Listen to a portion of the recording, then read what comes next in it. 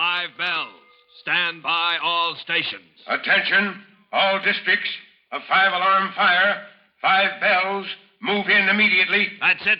Let's roll. Let's go. Firefighters.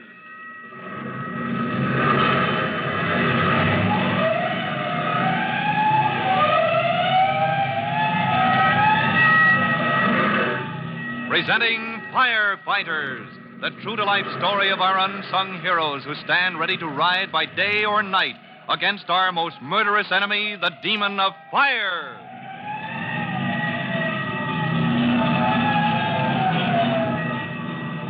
In just a minute, we'll join the heated conference in the office of the manager of Rainbow House, where Tim Collins, rookie fireman, and his brother Jimmy have just asked Mr. Lippett a significant question. But before we hear Mr. Lippett's hot-tempered charges against Chief Cody, here's an important message for you.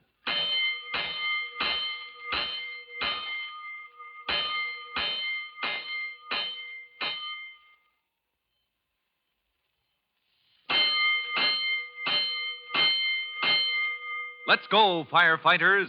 Let's go to the office of Mr. Lippett, proprietor of Rainbow House, the city's leading restaurant. Now, Mr. Lippett, you remember, has just begun an open attack on Chief Cody. And Tim Collins, changing from his fire department uniform into civilian clothes, has accompanied his brother Jimmy on a visit to Rainbow House. Tim's intention is to inquire into the truth of Mr. Lippett's accusations against Chief Cody, while Jimmy has school business to transact. Lippett has just told him. Now, let's see. As I understand it, your class at Northside School intends to rent one of our rooms for, what was the occasion? Our class banquet, Mr. Lippett. Oh, yes, your class banquet. Now, 50 guests, you said, and you let me have your final decision on the menu well in advance. Yes, Mr. Lippett. Well, my young friend, I think that completes our business, doesn't it? Yes, Mr. Lippett. Oh, just one thing more. Oh? Yes?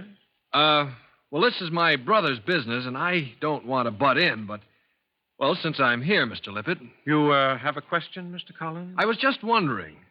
It's quite a responsibility, catering to these boys and girls, 50 of them, packed into one of your rooms for a whole evening. Well, I think your brother will have no complaint about our service, sir. Oh, it wasn't the service I had in mind. My dear Mr. Collins, every night on the average, we entertain capacity crowds in our Rainbow Club.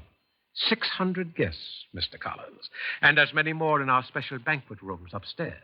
And I may say that no complaint about our service. What about the decorations? Oh, yes, the rainbow motif.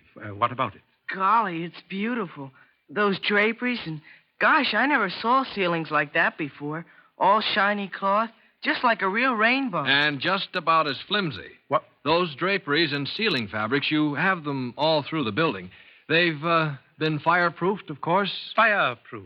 Oh, so that's what's on your mind. You've been reading the papers, huh? Why, yes, I have, Mr. You've been reading these ridiculous charges, this malign attack on my Rainbow House by that jack-in-office. Well, if you want the facts, I'll give them to you.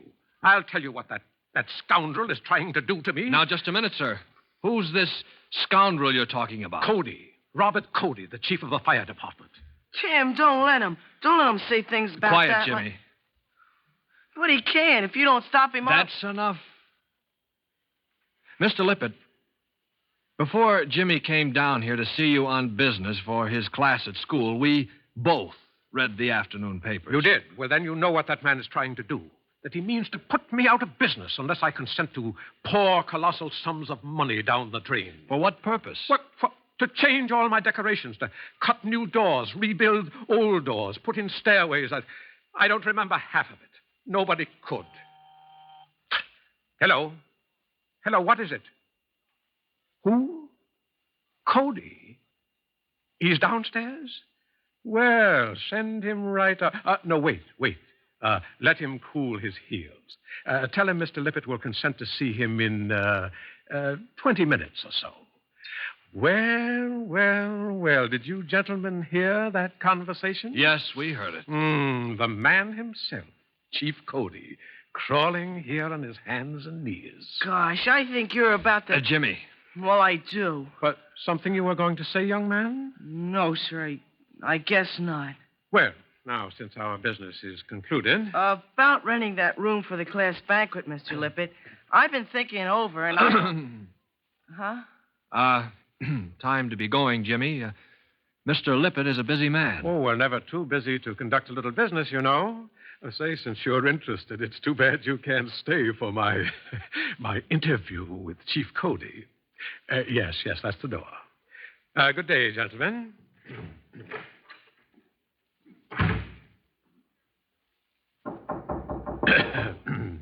Come in. Put the tray here on my desk, will you? I'm busy with these books. Well, what's the delay? I'm not one of your waiters, Mr. Lippett. You're not... Oh, I'm so sorry. I was expecting a little snack. Well, what can I do for you? Let's cut out the smoke screen, Mr. Lippett. You know who I am.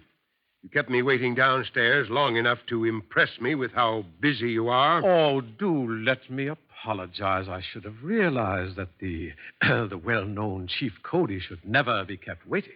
You're bitter about this, aren't you? Bitter? When some cheap-jack official threatens to close my establishment unless I rebuild, redecorate, reconstruct the Rainbow House to suit his taste? Now, just a minute. I can see a shakedown coming as well as the next man. A shakedown? I knew what was coming when that inspector of yours handed me his list. Mr. Lippett, that was a list of precautions.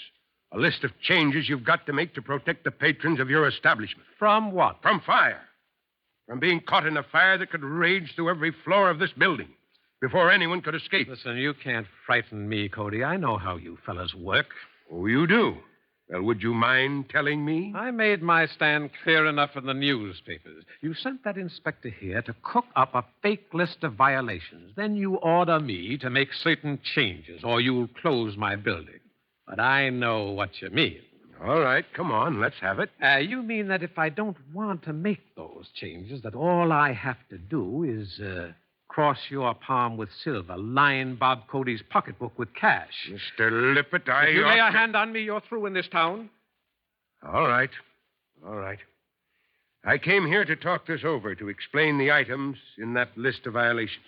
I came here... You came here to collect, but you can't bulldoze me, Cody. You read my challenge in today's paper. I demand an open hearing.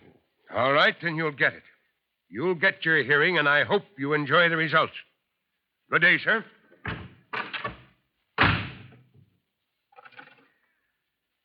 Oh, 8, 5, 7, 2. Hello? Hello, Wrigley and Riddlesford? I want McLean. Just going home. We'll catch him. Call him back.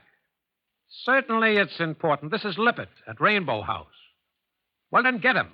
I'll hold the line. All right, come in. Oh, hello, Max.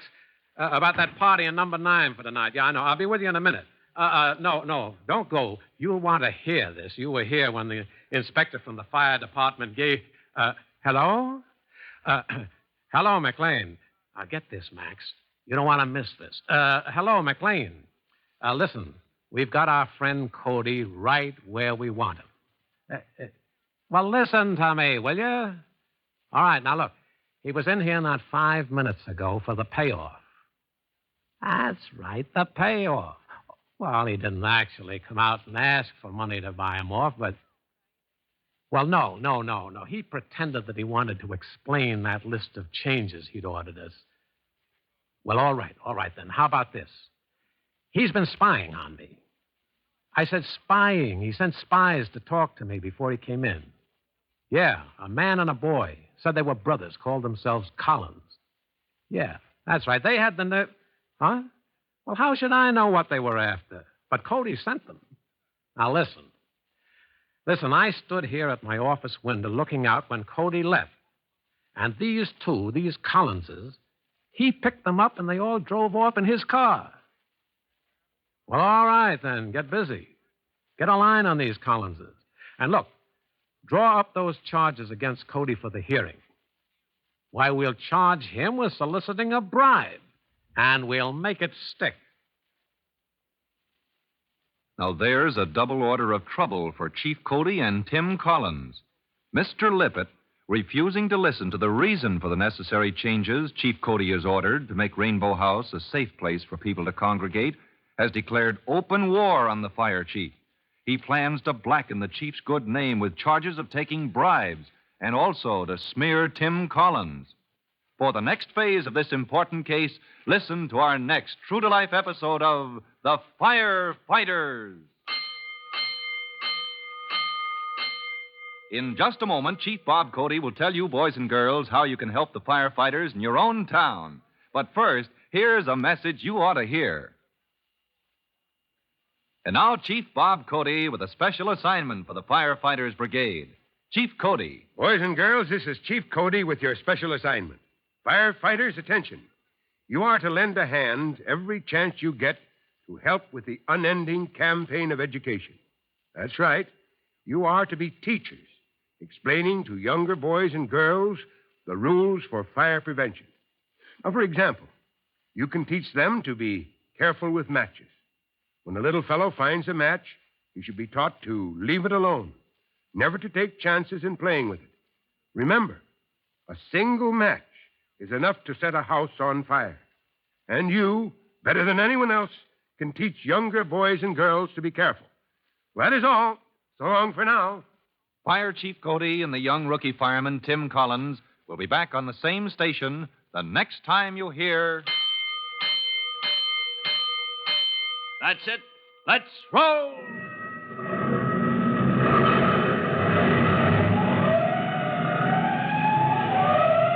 Let's go! Firefighters!